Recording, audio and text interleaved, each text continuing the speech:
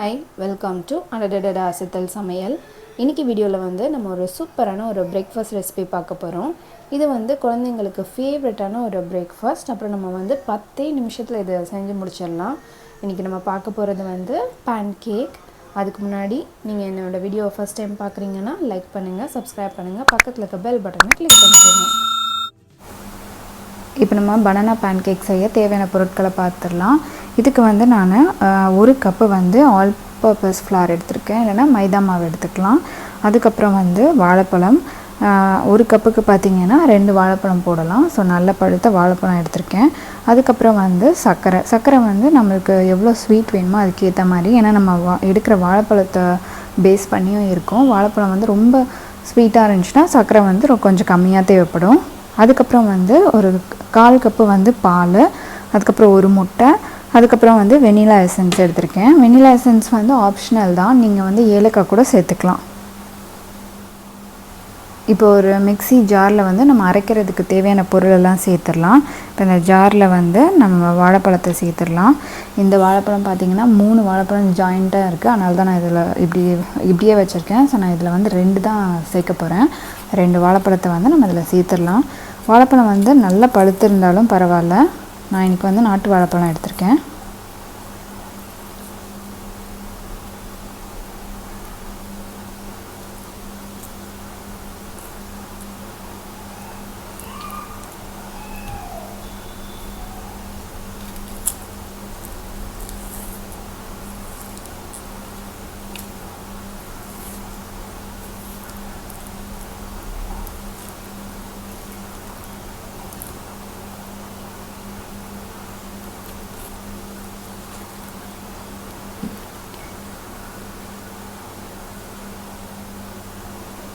அதுக்கப்புறம் வந்து நம்மளுக்கு தேவையான அளவு வந்து சர்க்கரை,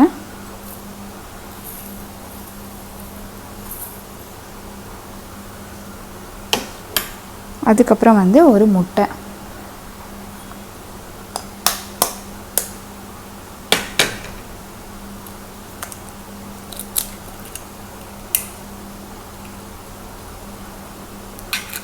இப்போ இதெல்லாம் வந்து நம்ம அரைச்சிடலாம். இப்போ இந்த வாழைப்பழம், முட்டை, அதுக்கப்புறம் சர்க்கரை இதெல்லாம் வந்து நம்ம நல்லா அரைச்சாச்சு. இப்போ வந்து நம்ம பேன்கேக் மாவு ரெடி பண்ணிடலாம்.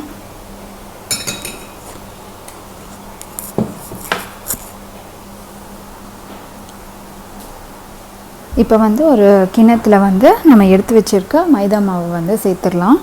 1 கப் மைதா மாவு. இதில் வந்து நம்ம எடுத்து வச்சுருக்க இந்த முட்டை, வாழைப்பழம், இந்த மிக்ஸ்சரை வந்து நம்ம சேர்த்துடலாம்.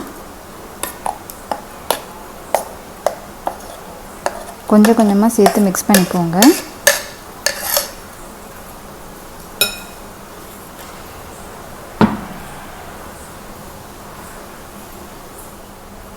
இப்போ இதில் வந்து ஒரு 1/2 ஸ்பூன் வந்துட்டு நம்ம வெனிலா எசன்ஸ் சேர்க்க போகிறோம்.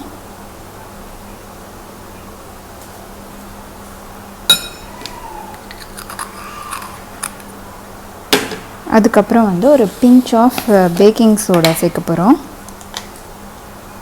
கொஞ்சமாக பேக்கிங் சோடா.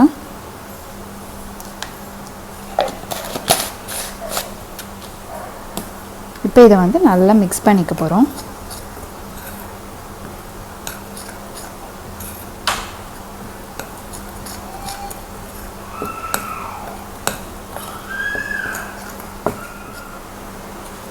இப்போ இதை வந்து நல்லா மிக்ஸ் பண்ணிடலாம். சப்போஸ் உங்களுக்கு வந்து நம்ம அரைச்சி வச்சுருக்க அந்த வாழைப்பழம் அந்த மிக்ஸ்சர் வந்து பத்தலைன்னா நீங்கள் இன்னும் கொஞ்சம் பால் ஊற்றி நீங்கள் வந்து கலந்துக்கலாம்.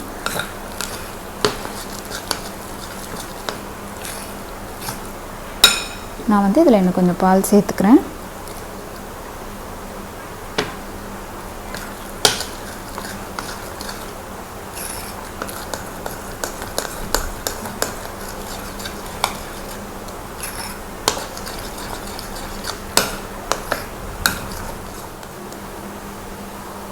இப்போ நம்ம மாவு வந்து ரெடி ஆயிடுச்சு. இந்த கன்சிஸ்டன்சிக்கு வந்து நம்ம ரெடி பண்ணி வச்சுக்கணும். உங்களுக்கு பால் பத்தலைன்னா நீங்கள் எக்ஸ்ட்ரா கூட நம்ம ஆட் பண்ணி இந்த கன்சிஸ்டன்சி வந்து நம்ம வர வைக்கணும். இப்போ நம்ம வந்து பேன் கேக் ஊற்றிடலாம். அதுக்கு நான் வந்து ஸ்டவ்வில் வந்து ஒரு தோசைக்கல் வச்சுருக்கேன். இப்போ இந்த ஸ்டவ்வை வந்து நம்ம ஆன் பண்ணிக்கலாம். இப்போ இந்த கல் வந்து கொஞ்சம் சூடாகட்டும். இப்போ இதில் வந்து நம்ம கொஞ்சமாக வெண்ணெய் போட்டுக்கலாம்.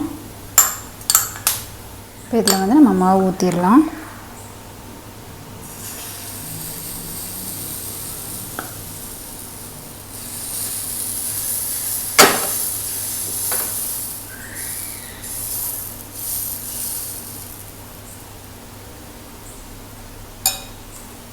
கொஞ்சமாக வந்து பட்டர் போட்டுடலாம்.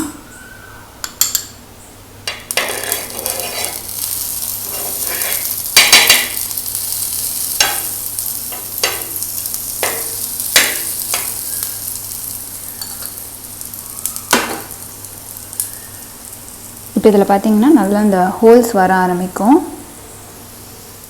இப்போ 1 நிமிஷம் ஆயிடுச்சு. இதை வந்து நம்ம திருப்பி போட்டுடலாம்.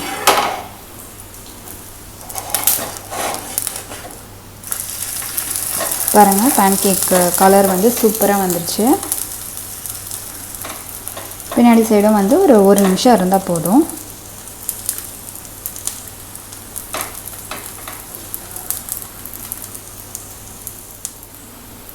இப்போது இந்த பக்கமும் 1 நிமிஷம் ஆயிடுச்சு. நம்ம எடுத்துடலாம். நம்மளோட பேன்கேக் சூப்பராக வந்திருக்கு. இதே ரெசிபி உங்களுக்கு ரொம்ப பிடிச்சிருக்குன்னு நினைக்கிறேன். நீங்களும் உங்கள் வீட்டில் ட்ரை பண்ணி பார்த்துட்டு உங்களோட ஃபீட்பேக்கை கமெண்ட் பண்ணுங்கள். இந்த வீடியோ உங்களுக்கு பிடிச்சிருந்ததுன்னா அசத்தல் சமையலுக்கு லைக் பண்ணுங்கள், சப்ஸ்கிரைப் பண்ணுங்கள். நன்றி.